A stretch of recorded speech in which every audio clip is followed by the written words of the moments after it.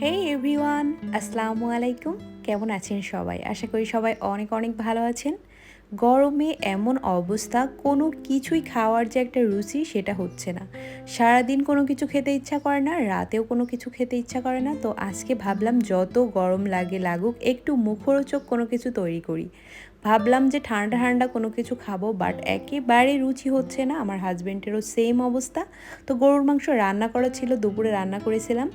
তো হাজব্যান্ড বললো যে খিচুড়ি রান্না করে ফেলো। তো কি আর করা, দুইজনেরই যেহেতু ইচ্ছা হচ্ছে যে যতই গরম লাগুক প্রচুর পরিমাণে পানি খাবো, তারপরও একটু মুখরোচক কিছু খেতে হবে।